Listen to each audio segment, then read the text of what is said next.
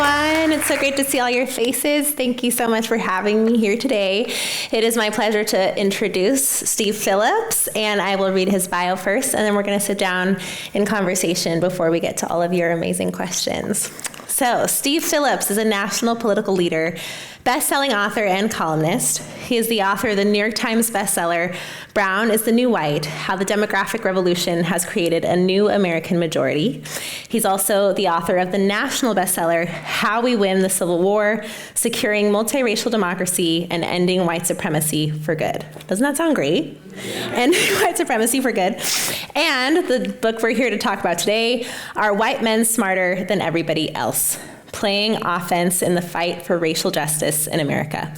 He is a columnist for The Guardian and The Nation, and an opinion contributor to The New York Times. He is also the host of Democracy in Color with Steve Phillips, a color-conscious podcast on politics. He is the founder of Democracy in Color, a political media organization dedicated to race, politics, and the multicultural, progressive, new American majority. So he does a lot of things. So please help me welcome to the stage my friend, Steve Phillips.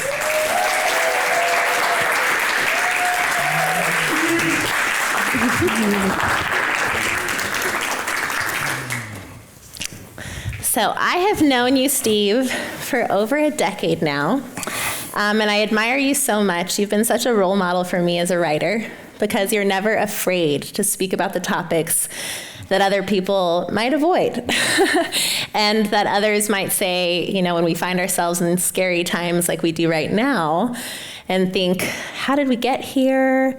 This is new. We've never been here before. We're so afraid. You say, actually, that's not historically accurate.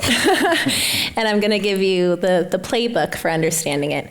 And I will say, everybody, you should also know that Steve is one of my husband's mentors, Michael Tubbs. And we can cheer for Michael. He's not here, but we can cheer for him. And I will say, I've always thought that Michael was your favorite Tubbs. But to my surprise, when I opened up your new book, I saw a quote from my book, which was so cool. And now I get to hold that over Michael for the rest of our lives. So thank you so much for that. So like I said, we're living through a really interesting time right now. Even the most recent decision today by the Supreme Court. There's a lot to discuss. And there are many people who feel like they can't remember that we've had to resist these kinds of attacks in the past. So this conversation tonight is for us to remember, for us to fight erasure, for us to stand proudly and courageously. They are banning books, they are dismantling offices, they are firing people who do this kind of work, they are censoring us as writers. Steve and I were talking about that backstage. And they are moving very quickly. They are hoping that the rest of us will move slowly, that we will be scared, that we will pretend we are confused, and that we will be quiet. Steve is never quiet. I try to follow in those footsteps of also speaking loudly, and I think all of you here tonight will join us in that. So what do you say we get started? Yeah? So Steve, I want to start with the title of the book, because it's kind of a hilarious one. And it's also one that some might find controversial. And as a writer, I know we go through a process of titling our books. There's a lot of people who give feedback. For instance, with my most recent book, it's called Erased: What American Patriarchy Has Hidden from Us. And I was advised that that could be dangerous to even put the word patriarchy on a book. And I thought, well, that's what it's about, so we're going to keep patriarchy in there. But when I saw your title, I said, there he goes again, being courageous. And I'm sure somebody said, Steve, is that the title you really want for this book? So can you first tell us what you originally wanted to title the book? And you also, in the conclusion, give another title that you considered, why you decided to change it, and how that title has been received. Yeah, well, first, thanks for everybody for being here, and thank you for coming up and being part of this. And I love both of you equally. So between you and Michael. More now, yeah. And then to this point, that is why I have the lead quote being from your book, because I was actually reading your book, and then I was like, Anna's not pulling any punches here, right? She's just saying it directly, and so I can reference her and put her in, and so that'll be synergistic with what I'm actually trying to do. My original title for the book was Does All Mean All? And actually the files on my computer, the folder still says DAMA, because that was how I was actually going to title it. And it was really in the context, originally I was wanting to ask, well, what happened to the commitments to racial justice after George Floyd was killed? Mm-hmm. And I, having some sense of history, I both knew how significant and rare the level of agreement and commitment to racial justice, and you didn't hear that level of expression, actual money being moved in significant amounts. And I was like, this is very unusual. I hope it lasts. Mm-hmm. And then, of course, it didn't last as much as we'd wanted. There was a lot of backtracking fairly quickly, and people abandoning the positions, and they weren't carrying forward these different positions. So originally, I was just trying to hold up a mirror to the people who had said that they cared about racial justice. Do we still believe this? What happened to those commitments? Declaration of Independence, all are created equal. Abraham Lincoln, that we fought the Civil War, dedicated the proposition that all are created equal. And so do we believe that? That was my original conception. And I did think that, I started writing in 2024, that was going to be in the context of another Democratic administration, which there would be more, certainly rhetorical support for this concept of all meaning all. And so do we believe that? Then we had the 2024 election and then the 2025 onslaught. And so that's where I began to change my thinking around it. And what's been interesting about all of the attacks in 2025 is that we went from a place where everyone was acknowledging the existence of systemic racism in the country. Mm-hmm. In 2021 to 2020, after George Floyd was killed, et cetera. Walmart, Black Lives Matter, football helmets used to say end racism in the back of them. Mm-hmm. Now they say choose love. And so that was the agreement. And then you have all of these attacks on DEI and affirmative action, which are all remedies to inequality. But no one's saying anything about the underlying inequality. And so it's been interesting that this is the part of the quiet part not being said out loud. We can have a very unequal, unjust society that we all kind of agreed was unequal and unjust just a few years ago.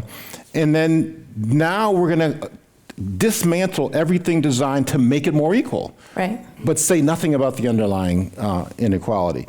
So you have that, and then you have frankly, the ferocity, the intensity, the unapologetic assault on everything designed to bring about equality, and so which has had a significant chilling effect on people across the country. There's much less willingness to actually speak out.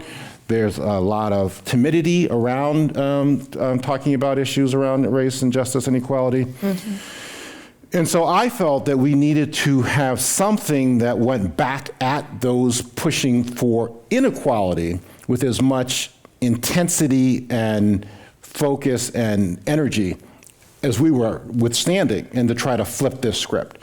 And so that's where I wanted to, how it got at this title. Because if you're going to let all of this inequality and injustice exist and dismantle all of the remedies to it, then you must be okay with it. Mm-hmm. And so what is your explanation? So that's where I wanted to, that's how I arrived at this title. It says, I do feel, so I say in the introductions, that it's saying the quiet part out loud. Yeah. If we have a society where white men are dramatically overrepresented in all of these positions of power, and we're dismantling any effort to do anything about that, then you must be okay with it.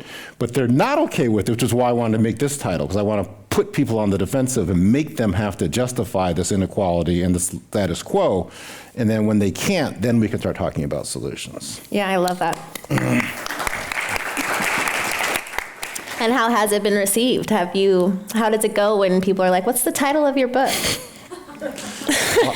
A lot of people laugh. Actually, I remember I did this was maybe this was a year ago almost, I went to speak at a political science class at Berkeley, and the professor was like, "Oh, what's the title?" And I told him the title, and he gave me this look, because he literally thought I was joking. And I'm like, no, that's the title of the book. So I do think it frankly has had the impact that I had hoped, because as you know, being an author, there's different parts of communicating, putting ideas and concepts out into the public arena. And so part of it is the title, and then part of it is the content, and then part of it is how your description of the book itself. And so all of those different pieces. So far more people will hear the title than will read the book. That's true. Yeah. And so I wanted to be able to get that message out there.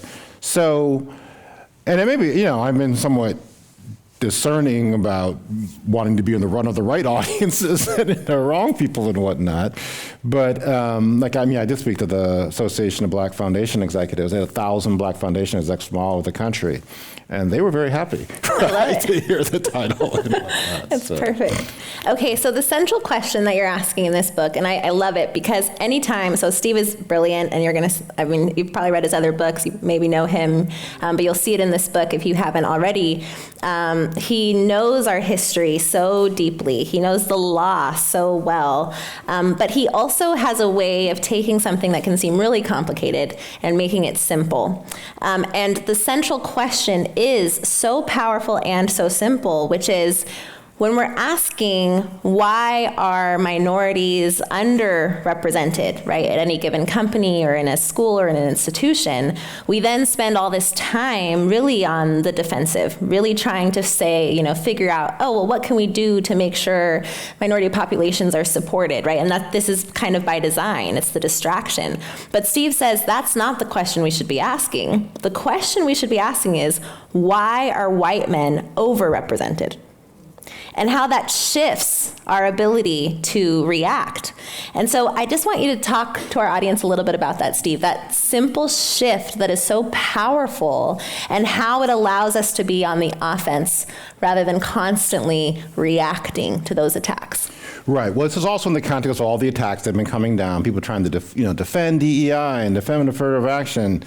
And then the historical irony of this, if you have some sense of history, how these things have played themselves out, is that those of us who have been strong champions of racial justice and people who have fought for those issues didn't really like DEI. And we thought it didn't go far enough. And it was really kind of this, wishy-washy, mealy-mouthed thing that really wasn't going to be, make a significant difference. And then now we have to defend that as like the thing which is transforming the country. And then it's also highly ironic from a historical standpoint that the Supreme Court decision going after affirmative action was attacking Harvard, what Harvard was doing. If people don't know, Harvard has not been a bastion of racial justice and progress in the history of this country. Surprise, surprise. Yeah. And so the fact that that's the place that they actually went after. So you have that reality. And so, and then, I was on the school board here in San Francisco, and so we dealt with minority contracting and women's contracting, MBE, WBE programs, and the structure of all of that looks at the question of underrepresentation of people of color. And so what are the utilization rates, and what are the percentages in the population, and are those the numbers that we're actually getting? And it inevitably leads you to a deficit model. Mm-hmm. What's wrong with people of color? Right. What's wrong with women? Why can't they get more of these positions? They don't have enough education, or their families aren't good, or they don't have enough discipline, or they don't have enough role models.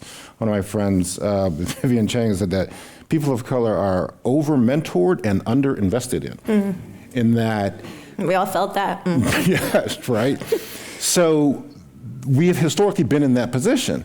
But the flip side of the underrepresentation of people of color is the overrepresentation of white men. Yeah. And so when you look at that part of the equation, it's a very different proposition. And it does, for one, it's more empirically sound in terms of what is actually happening. And then we're being able to actually force people to go back and looking at that more fundamentally. And that's a different inquiry. Is that, and even looking at these various corporations, we're here in Silicon Valley, all these corporations that essentially got started from scratch. There's one thing, we have a legacy company, well, this is what it's been like, et cetera, but all these corporations have all been created from scratch, and yet they're still dominated by white men. So what is that about? Mm-hmm. And so that's where we were trying to get the inquiry and the framework and the analysis, and I think it is part of the helping us go on the offensive. Or the subtitle is playing offense. And so when you ask people why are white men overrepresented, that puts them on the defensive because it is an indefensible situation unless you're going to say that they're smarter, in which case then we can just all go home.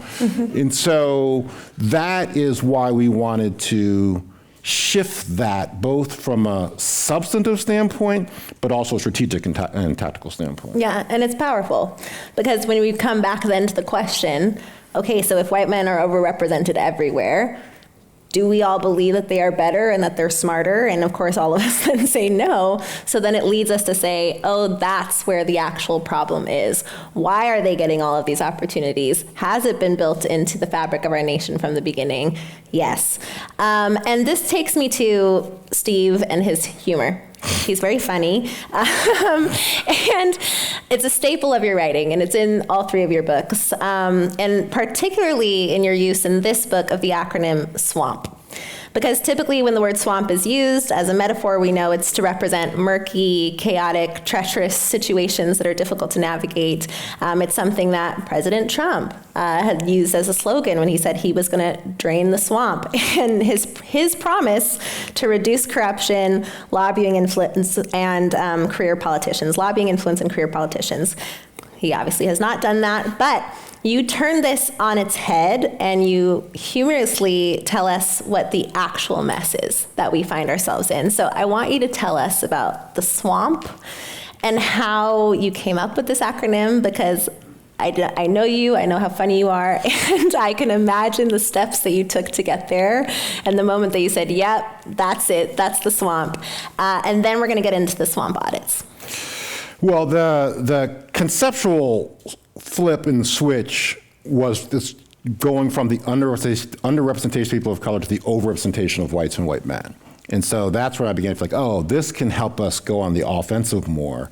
And then it leads more to looking at this question of pro-white male preference in hiring and decision-making, in funding in venture capital world, in electing presidents of the United States. And so that, and there's a lot of empirical data around that, right? That Professor Jennifer Eberhard, we both know down at Stanford, wrote a book called Bias. And we're looking at the social science data that affirms and we did a podcast on Democracy in Color around it. We talked to John Powell at UC Berkeley's Center for Othering and Belonging, looking at how the subconscious operates, and that there is this preference that gets shown. There's this actual bias in favor. And so that's what we were trying to actually get at in terms of lifting that whole concept up. And so then Charlene Chang, who's been my book editor and for all three of my books, so she's also has done a fair amount of communications work. So she's saying, well, we need to find a way to make it more popular and accessible. And so that's what then shifted my thinking, like, well, how can we get this concept out there in ways that is more graspable? And so that's what led us to straight white American male preference, acronym which is SWAMP. You can clap for that. That's SWAMP. Yeah, so tell us about this swamp and the audits that you want us all to perform. So we want to put the framework out there, and then we want to use it as a tool and to be able to go back on the offensive. And so what I'm calling for is swamp audits and swamp indexes. So white men are 29% of the population within this country. And they are roughly 90% of those who get venture capital funding, 80% of Fortune 500 CEOs, 98% of the presidents of the United States of America, more than 2/3 of the members of the United States Senate. And so that's a pretty high overrepresentation issue. And so the swamp audit is a very simple measure of taking a 29% lens and looking at whatever entity and say, okay, white men are 29% of the country, and are they overrepresented in this organization, in this school, in this corporation, in this community, in who gets the contracts, who gets the awards? And then if they are, that's what the audit is, then you have a conversation. Why are they overrepresented? That's the discussion we're not having within the country right now, because there's so much attack on these remedies and so much retreat and capitulation around trying to do something about equality that no one is asking the basic question, why? Yeah. Why does this level of overrepresentation exist, and what's our explanation for it? And that's where I feel like it can help with the public discourse, and it can also help the progressive movement go on the offensive, because it's not something people can easily answer and justify in terms of why it is the way it is. And if you can't do that, then you have to do something, and that requires then changing the status quo, which is not where we're currently at in the country's conversation, but I'm trying to help get us back there. Yeah. In this current administration, however, people feel very fearful. There's all these ways in which they are, again, attacking DEI, making it so that people's voices can't be heard. Yet you're giving us this approach to these audits, and you're giving us procedure. You also, in the book, explain very clearly that the law protects an audit like this. So can you tell us a little bit more about how this is based in law, that we can actually bring and sue places for not having this equality? Well, I think we actually absolutely need to, and that's also one of the dynamics of this moment. And it's also this current, administration and their movement, they're kind of too clever by half. And so they've been trying to utilize civil rights laws, which are designed to be able to reduce white preference and create, equality in our society, to use those to defend white people. But in the process, they're defending those laws. And so we need to go back to those same civil rights laws and say, no longer, I'm willing to concede the DEI argument. I'm saying I was never a big, proponent of it in the first place. I'm not willing to concede fighting for equality and justice. And so, okay, let's not talk about defending this DEI measure, but let's talk about how you are showing active, present preference for white men. And that is illegal, and that is unconstitutional, and you should be sued for that, and you should be put on defensive for that, and you should lose funding for that. We need to bring that energy into the public discourse in this country right now. I love that, yes. Okay, so we're going to go back throughout your life history a little bit more. We're going to go a couple steps back. One of my favorite parts of the book is when you talk about higher education and your discussion of the Supreme Court's horrible decision to end affirmative action. One, because you make it clear how biased the decision was, but also because we get a glimpse into who Steve was, the student activist at Stanford University. And you talk about how the activism of Black students in the 1960s influenced your activism as an undergraduate in the 1970s, how spaces like the Black House, 80s. I am so sorry. 80s. Yes. You're right, Steve, I'm so sorry. The 80s, it's an important correction. And how spaces like the Black-themed dorm and the Black House influenced you, how you were drawn to courses in African American studies, things that the students in the 60s, 20 years before you, did not have, and how they advocated for those things, and how you really felt the shifts when you were able to be an undergraduate there. It really made me smile because I was thinking of me being a student walking on that campus years later after and continuing that legacy, and how these experiences made us all aware of the role we were supposed to play in continuing to fight against any of these attacks. We were always so aware of this. And so I really want to talk about why these spaces are under attack. Why exactly, especially President Trump, when he was reelected and the Supreme Court gave permission for that this happened even before he was reelected, my apologies, that it wasn't when Trump was elected that the affirmative action decision was taken apart. Right. It was even before that, under the Biden administration. And so why are these attacks constantly happening, regardless of if our president is a Democrat or if our president is a Republican, and how it plays into constantly putting us on the defensive? Yeah, well, let me just maybe use my own example, because I don't think I'm that different. And so that these institutions have shaped me and my work, and that's interesting. Last time I was in this room was to hear Abby Phillip talk about her book on Jesse Jackson. And Reverend Jackson was a huge significant influence on my life. And I actually yesterday, this is how I guess nerdy I am, I was rewatching the speech from the 1987 Martin Luther King Day at Stanford where Jesse Jackson came to speak. Wow. And so I was really looking back at that whole piece. I also met the Reverend at Stanford when I was there, which is so incredible. Yeah. And so what Reverend did was he was a connection between the civil rights movement and the contemporary movement that helped to shape me.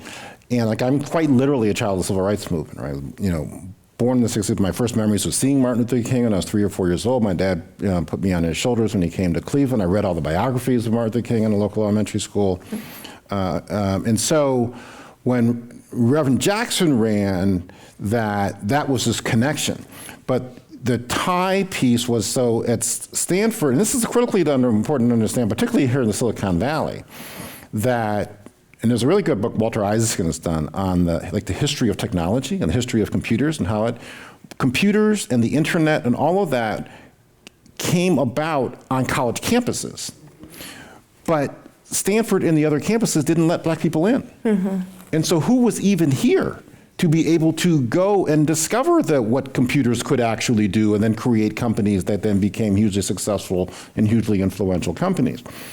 So what happened at Stanford is when Dr. King was killed in '68, they had a convocation, and that the president, Lyman, was standing at the platform, and the handful of black students who were there walked up on stage, moved him aside, took the microphone, this is like lore within the Stanford black community, and issued a set of 10 demands in terms of more black faculty, black institutions, staff, having places where people could go.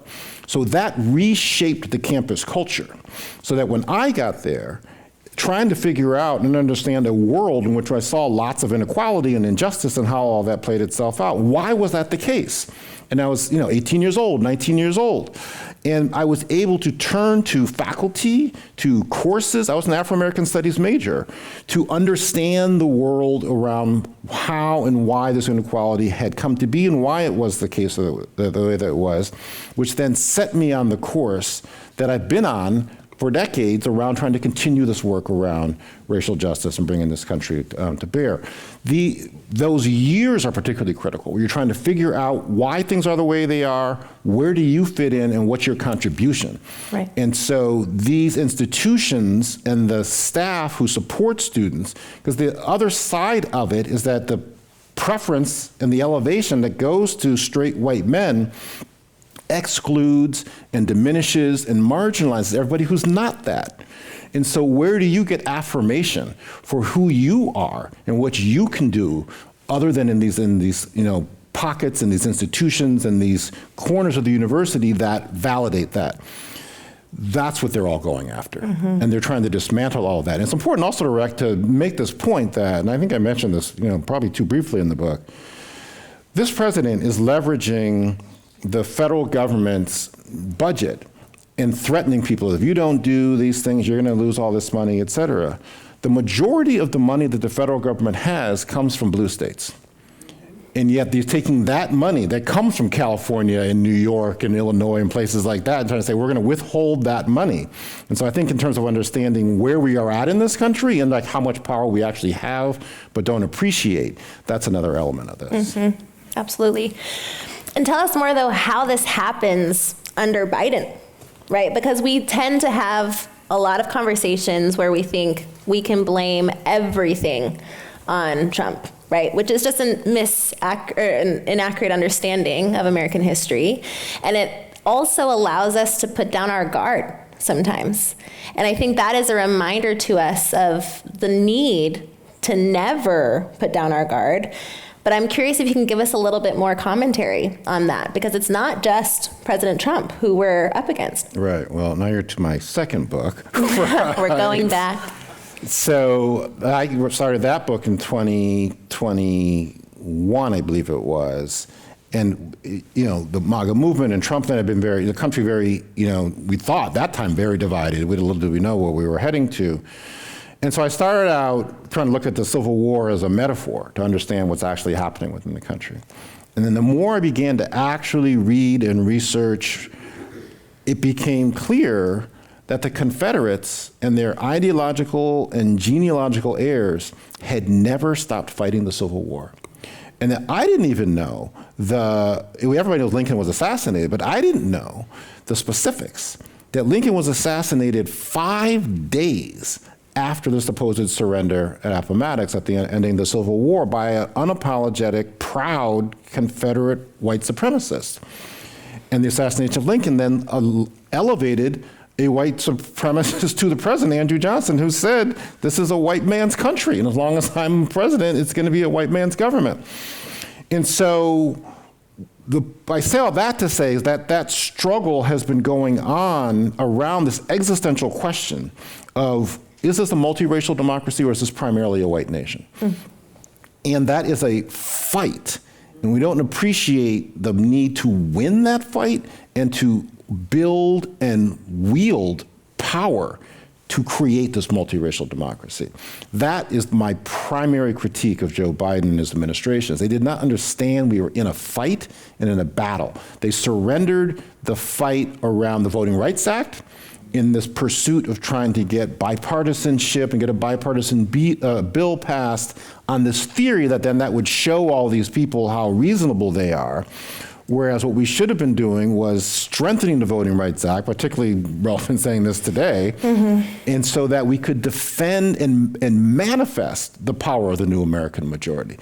But that level of recognizing it's a fight and recognizing we need to build power and build power for justice and equality is very underappreciated within progressive and democratic circles. I completely agree. And I think the way we like to talk about American history is if our progress is linear, that we, get something secured and then it's there and then we get to keep going and but the reality is that American history has always been this tug of war that you describe in the book. And so if we are able to have progress and we're able to have a right that is secured, we can't stop fighting for it. We can't stop protecting it. It brings us to Roe v. Wade as well and the Dobbs decision. We can't ever stop because it's going to be a continuous battle. And I think this book makes that very clear.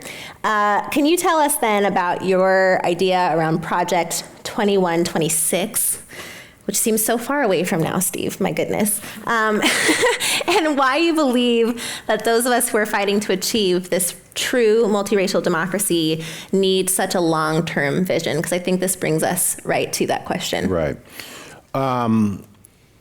Well, it's funny. So they first, what did I say? It's 21, well, whatever the first draft of that chapter, Charlene, who had it, she's like, wait, this is 1,000 years. I was like, oh, I didn't mean 1,000 years. I meant 100 years in terms of, but if you really think about it, so when this president came in office and signed those executive orders on doing affirmative action on the first day, I had two thoughts. And one was, well, the old affirmative action executive order had lasted for 60 years. And so what are the implications of that around policies we're putting forth today? Are they going to last for another 60 years? And then the other was that it hadn't done the job completely, is that we still had profound inequality in our society. And so it was insufficient. And so we're going to come up with policies and proposals that will both last a long time and will be more far-reaching and more impactful. So that was part of the thinking. And then there's a lot of discussion now for people looking at, the Republicans had this Project 2025. And so it's like, here's what we're going to do. We're going to dismantle this and do their blueprint. Project 2025 was 40 years in the making. It started in 1979 with the Heritage Foundation's Mandate for Change. And I actually went on eBay and bought that. It's like 800 pages long from 1979, and they gave it to all of Reagan's people when he actually came in office. So Project 2025 got its roots back then. So they've been planning this for a long time. And then what they've done is they have destroyed, or certainly waged attack on all of these institutions and cornerstones of our society that have been pillars of our conception of multiracial democracy for 60 plus years. And so we need to be thinking not just about this next election, but how do we rebuild society? And how do we create a whole new set of policies and programs and institutions that are going to take us 60 plus years And so that I was really trying to get us out of this Project 2029 mindset, which is like, 4 years, we get back in, and then everything will be fine. Our society is undergoing profound transformation, and somebody has to be thinking about making plans for the next several decades. Yeah, absolutely. Do you feel worried, though, that anyone will feel fatigued in reading 2026 and that they might feel like, I'm not going to be alive then, I'm not interested? No, I mean, well, it again depends on what your perspective is and how much we are connected to and understand history. Right. And so this is back in the piece about Reverend Jackson. So he had, in his 88 convention speech, when he said, people saying, you should, not put yourself in nomination, and as you should just, all come together. And he says in the speech, says, as a testament to the struggles of those who have gone before, and as a legacy for those who will come after, tomorrow night my name will go in nomination. And I actually used those words and put out something on social media for this book. I feel the same way. I'm trying to offer a testament to those who have come before, and to provide a legacy to those who will actually come after. And it also helps, I think, to put this moment and this time period in proper perspective, because we feel like we're tired, or we're facing so much attack, and I feel all that. I feel that too. But then I'm like, I don't think Harriet Tubman is feeling our pain, right? In terms of what it must have taken to organize people to flee the plantation and to go 1,000 miles north, and where do you sleep, and how do you evade getting caught, and all of that. The legacy that we are trying to carry on is one that goes back centuries. And so I think if we're going to take that seriously and do our part correctly, we do have to have a longer term horizon. Completely agree. Yeah, I often say that I think we have been so privileged in recent years that we've forgotten what it takes to be brave.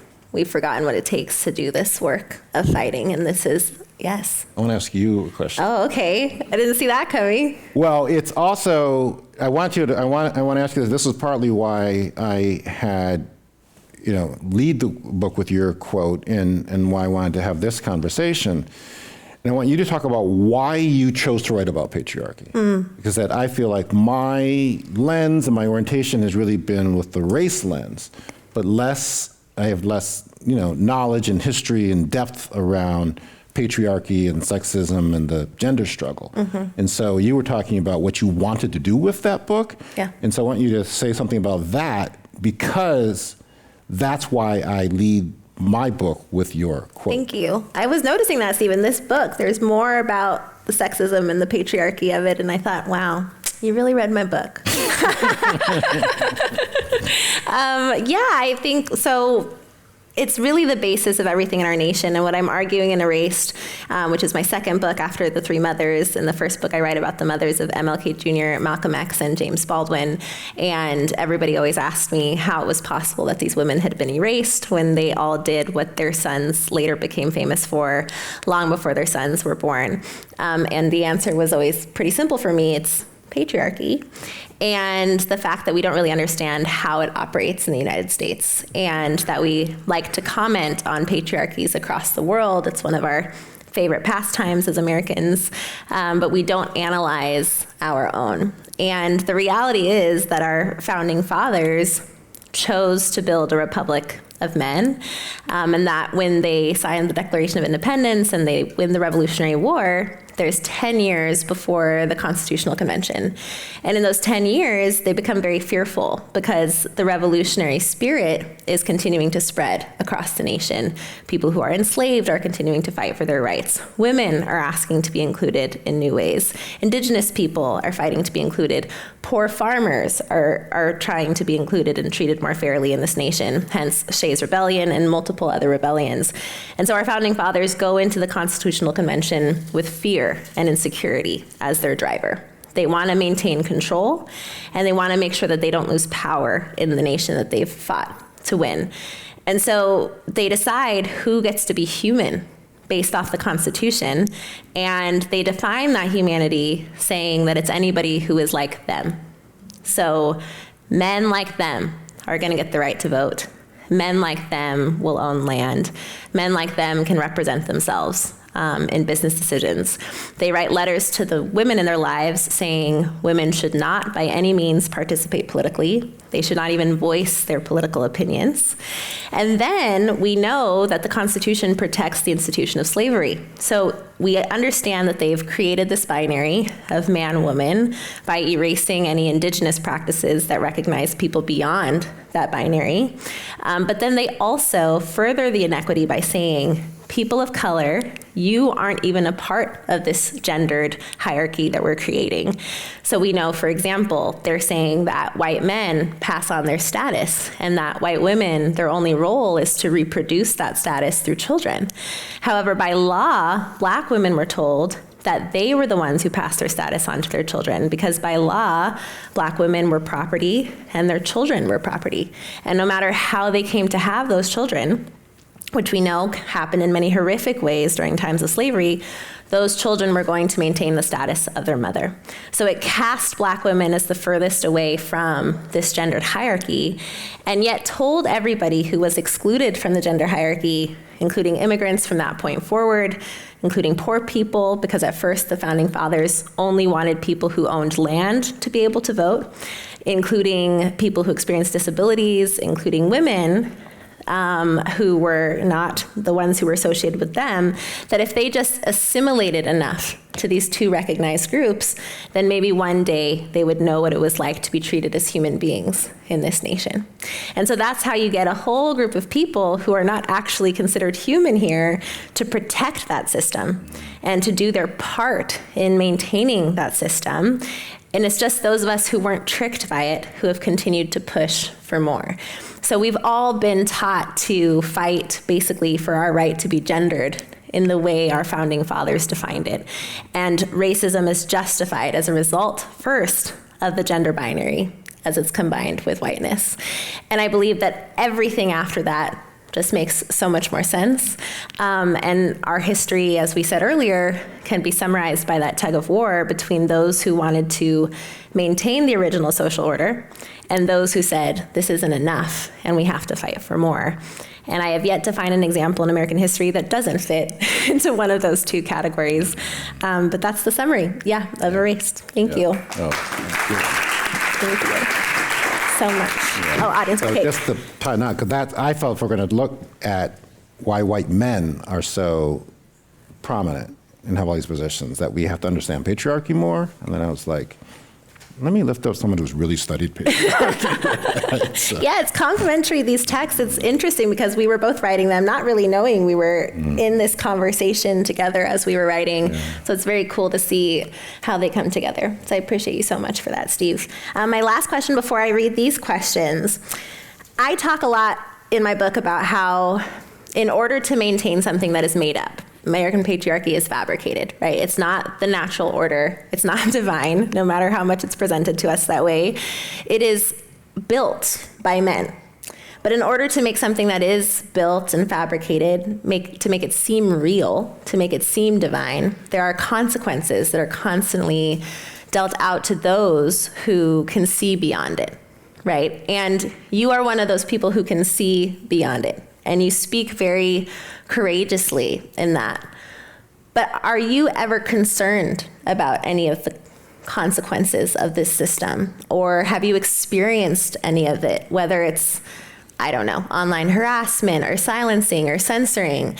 And I imagine for our audience members who might want to be as brave as you are, they would appreciate hearing how you navigate that, if it's ever a part of your experience. Yeah, no, it's increasingly a reality in this world over the past, 2, 3, 4 years, right? And even whatever we were talking about, whatever happened at that, to make light of it, but that dinner, correspondence dinner on Saturday, where the shooting and the top White House officials were there, on Twitter, like within minutes, you have people tweeting out, here's who's really responsible, listing out names of different Democratic elected officials and whatnot. So there's a level of irresponsibility that exists within our society now that you have to be mindful of. And so we've had to be much more mindful, intentional about thinking about things like security. And what does that look like? Looking at the, your digital security. How much can people, because I was actually, this happened to me a couple of years ago. I know exactly what happened, is when Trump was found liable for the rape of the women in New York. I retweeted and I said, Trump is a rapist. And that's also when I realized the difference between rapist and racist is really just one word, one letter. And so I was like, oh, this is interesting. But that clearly triggered something in terms of the algorithms and the track. So then I was then targeted online. And they were put pictures of me and my late wife, one of the most dangerous people you don't know. And this was like retweeted out by people who have like million-person followings and whatnot. So and you take that and the combination with, and then with this increasing era of, just lack of human connection, and so much more even kind of vigilante activities that really like at least tacitly condoned within this country. So that is the world we're living in. Again, I have some sense of history in terms of this is not as difficult as what Fannie Lou Hamer had to deal with, right? And so navigating that, and I'm well aware that I'm in a privileged position in that I don't have the same vulnerability to like professional consequences that other people might who are in a particular job, in terms of they were to actually speak up, and then were they gonna like, et cetera. And so that freedom, I think, created a certain obligation. Because I feel these things need to be said. And so, and not enough people are saying them, and I can. And so if I have some ability to communicate, package these concepts, putting that into the service of this moment, and then whatever privilege I have to be able to be bold without as much fear of professional repercussion, then it creates even more responsibility, because then I do think, and I think the reception has been that this is on point and needs to be articulated, but has not yet been very much. Well, thank you. Thank you for doing that for all of us. Yeah. Okay, now I get to read these amazing questions. You shared the quote, "People of color are over-mentored and under-invested in." Do you think the concept of risk impacts and or contributes to this investment disparity? What can we do to make us less risky to risk adverse people with the investment capital? Well, I do feel, and it's as, I have to say it carefully, but I feel we have to be pushing for, I'll call it a referendum within this country, in that. And a lot of the dynamic is the retreat and the timidity and the cowardice, frankly, is people think we had a referendum in 2024 and that we lost. And so therefore we can't advocate justice and equality and speak out against racism and sexism and whatnot. That's not at all what happened. And so what this referendum looks like is standing up. And it's standing up wherever you actually are. And so one example, and one of the most inspiring and courageous examples is what's happening in Minnesota. And so at the local level, you have all these people, right? You have this, somebody told me the other day, 30% of the population went out on basically on a general strike, which was one of the largest general strikes we've had in ages. People just showing up, offering witness, being on the side of those who are facing attack. One of my friends was volunteering at one of the immigration courts to actually be supportive of people going through that. And it's encouraging people who have different positions. And so there are now, both in Minnesota and in Chicago, local elected officials who are saying to these masked ICE agents, you're breaking state law. And we may arrest you for breaking our state law. And so we have to be challenging, I think that's the right word, challenging what is happening and challenging in as many different places as possible. Because the reason people don't is they have an incorrect calculation that we are going to lose and that we are the minority. But I've been trying to argue and trying to point out that we are actually the majority, and that if we would fight in all of these different areas, even in these like red states, but they have these, like place like Texas has all of these multiracial place, you know, the bastions there in Dallas, in Houston, in Austin, even in different parts of South Texas. Those can be liberated zones where we can actually meet the needs of people and push back against what's actually happening. And that's what I feel has to happen. We have to push back, force people to choose, make a stand, and to have this election be a referendum around what kind of country is this going to be.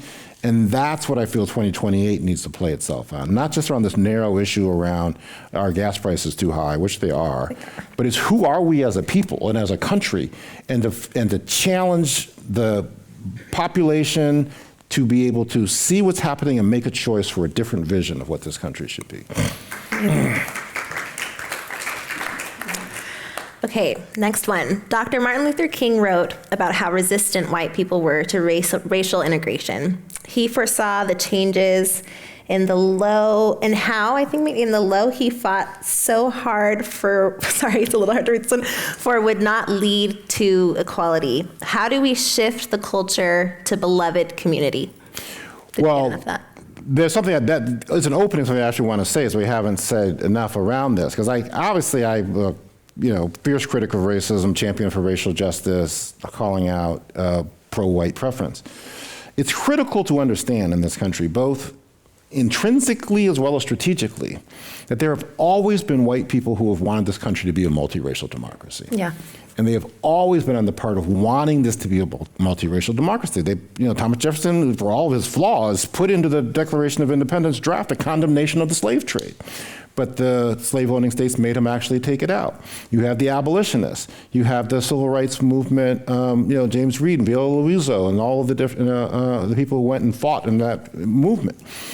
So it's important to recognize that. It's important for white people to recognize that there have been white people who have always stood for racial justice within this country. And so I think it writ large that we're not talking about an anti-white people. Mm-hmm. We're talking about a vision of the country about, is this a white nation or is it a multiracial democracy?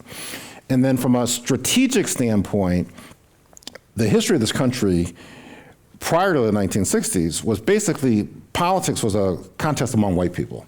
And you had conservative whites fighting with more progressive whites over the whites in the middle. And there just weren't enough people of color, let alone we were, enslaved and whatnot. Mm-hmm. And so, but after the 65, both the Immigration Reform Act, we took down the whites-only signs in terms of immigration within this country, and then we had the Voting Rights Act, which is now under assault, but we had the Voting Rights Act in terms of bringing large numbers of people of color into the population. This country was 12% people of color in the 1960s. It's 41% people of color now. Wow. So now, the progressive white minority, the minority of whites who are progressive, can be part of the majority by aligning with people of color. And that's how Obama got elected and reelected. That's how Trump got ousted in 2020. So I think it's important for us to recognize that and to both offer the role model and encourage and salute the progressive whites who stand for racial justice, and to challenge the larger, broader community, progressive movement, et cetera, that we have enough white people when allied with people of color to have a majority. And I would argue that's what happened in terms of electing Obama, not only electing Obama, but passing public policy. And so even looking at healthcare, it wasn't a case of we were gonna win over these people hostile to having a black president around the healthcare debate. We got the votes, we had the power, we passed policy to make healthcare greater accessible in this country, and that benefited all the white people who were opposed to it as well, right? That to me is more the models. Get the power, implement the policies, and the policies will then benefit everybody. Mm-hmm. Absolutely, and we talked a lot about Stacey Abrams and her approach to, and I say when we talked a lot about it before we came out on stage, that she was less concerned with trying to get people who were not going to agree with her and more concerned with removing the barrier that has been put in place from keeping people's voices from being heard. And it's the same, I have the same feeling about this. I have a lot of hope for our nation because I do believe the majority of people in our country do want this, but they're being kept from being heard. And everything comes back to, from the beginning, limiting who gets the right to vote here. That has always been the strategy. So Steve and I were talking about something that I really feel deeply is that we eventually need to get to mandatory voting, because that's how we would actually see what our nation wants versus what's currently in place. So thank you for that, Steve. Okay. You're arguing that white men are overrepresented because of structural advantages. How do you and we separate that from cases where people are actually the most qualified? What's the test? Well, it was actually funny. When I went to the Berkeley poli-sci class, a lot of people were saying, well, what are you proposing? What are you proposing? I'm like, I'm not going to say what I'm proposing. I think we should have this conversation in that imperative of the moment, I mean, opportunity of this level of attack is probably the wrong word, but we have to rethink everything. And so we have to be looking at what is our actual analysis. And so this is a conversation we have not had perhaps ever within this country, is why are white men overrepresented? So I don't want to get too far ahead of that down the road. We need to engage as a society in grappling with that fundamental question, people coming to terms with that. I referenced the study that the University of Chicago did about 20 years ago, Emily and Greg more employable than Lakeisha and Jamal. Yeah. And they took resumes, the exact same resume, and put black names on some of them and white names on some of them. And they went to, I was like, how do they even know? They went to the birth records and they looked at white people and they said, what do they name their kids? And let's get black people, what do they name their kids? And so the exact same underlying resume of experience and education, et cetera, when you had a white sounding name on it, you got 50% more callbacks for second interviews. So that's the kind of thing we have to sit with. Yeah. And think about what do we actually grapple with that. And so then we can then move to the question of are in fact there situations or places where it is a question of qualification. But I frankly think we're a long, long way from that. Mm-hmm. And I mean, we've seen it over and over again where white men say, well, you know, this person, I know this person, that's my friend, I'm just going to give them the job. That's where we want them to be. And I think in our own experiences, certainly, I mean, I can think of my own, where I've been told this is the person who knows best, and I'm sitting there thinking, I don't know. So yeah, but I think an important question and something that we would get to as a next step, maybe a future book. We're implementing our swamp audits. Okay, we have time for one more. Thank you. Okay. Me and my wife were always impressed by your intersectional cross-cultural views. Do you think that BIPOCs, women, and all of the margins of society will ever join forces in politics, business, education, the arts, etc.? Well, yes, I wouldn't be doing this, I think is the short answer. But I think we have seen it, and we have seen it in different, and most prominently, dramatically, and hopefully was the election of, African-American man as the President of the United States in 2007, 2008. And so that was an example of what's possible in terms of everybody coming together. And I would extend the critique around not doing enough around power, even to the Obama administration, in terms of that regard. Fair. But that was an example in terms of all of these people. So that's an example. Another more recent example is, I think, in New York City, which is getting very little, insufficient attention. That what is happening in New York, of all of the strong, unapologetic, progressive vision, people of color, progressive whites, reshaping the society, drawing out greater civic participation, greater levels of democracy, and advancing actual policies, child care for everybody, et cetera. I highly commend people, Mayor Mamdani's social media feed, which is one of the best, most sophisticated communications efforts I've seen. Absolutely. Officials in that regard. And then the last the example I'll give is the period which brings us back to the book, around what started me on the book, it was the weeks and months after George Floyd was killed. And I was talking on an interview around this, and somebody was saying, well, what was it about it? And I was thinking about, there's so much denial in that people are like, when something bad happens, people are like, well, it was this, or well, maybe they had a gun, or maybe the cop had a good reason, or well, maybe such and such. What the George Floyd murder laid bare to this country, there was no explanation. You couldn't excuse it. And so what happened was when there were no more excuses, really the entire world went into action. All over the world, people were marching and putting forward proposals and putting forward changes. And so when there was clarity, I do feel that this intersectional, multiracial, feminist, beloved community manifested itself. And I fundamentally believe that that is still very much within our reach and very much the imperative of all of those of us who want this to be a better country. I think that's a perfect note to end on. Thank you so much, Steve.